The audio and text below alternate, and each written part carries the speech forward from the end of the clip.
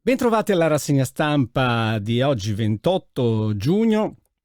Partiamo dalla pagina di Treviso e quindi con la tribuna di Treviso. Margherita forse uccisa da 2 ladri improvvisati.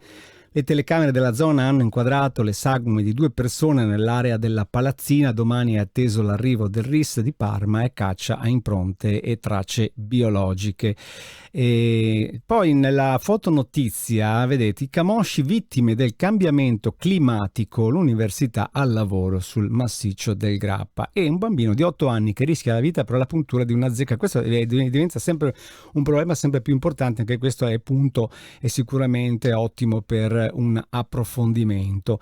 Stefani chiede a Marcon di ritirare le dimissioni. Sapete che il presidente della provincia, nonché sindaco di Castelfranco, aveva dato le dimissioni. Via libera alla riforma del codice della strada, una notizia che troviamo un po' dappertutto. Infatti vedete che anche sul Gazzettino alcol e droga, via la patente, il nuovo codice della strada, fino a 30 anni senza guida per recidivi e assassini pirati, e poi altre notizie di carattere nazionale. Ma spari contro la prof, abbassati i voti in condotta ma promossi, insomma si è scesi al 6 e al 7, ma è servito molto poco, perché invece l'osservatorio dice che la Meloni al nord-est ha un consenso al 63%, per il 58% il governo durerà 5 anni.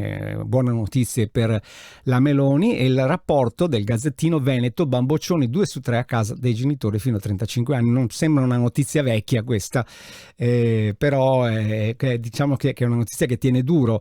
Scrutini rifatti, voti più bassi ai bulli, lo dice il Corriere del Veneto. Invece terzo mandato in regione, assist di Salvini a Zaia. Se uno è bravo è giusto che rimanga. Vedete che anche Zaia parla dei bamboccioni. L'anziano uccisa, c'è l'ipotesi del furto finito male.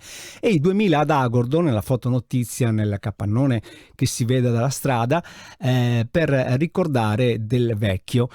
Sotto troppe assenze, stretta sui permessi. Qui si parla di ACTV, ma anche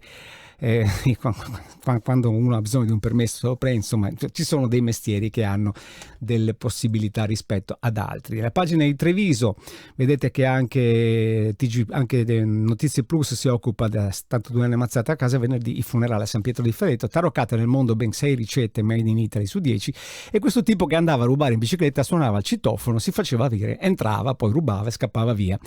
E poi l'hanno fermato i carabinieri. L'allerta meteo che diciamo che durerà fino a stasera, oggi, che poi l'allerta meteo a volte viene allertato, ma alla fine poi in alcuni punti proprio non succede quasi niente, e per fortuna aggiungiamo noi. È tutto dalla pagina di Treviso.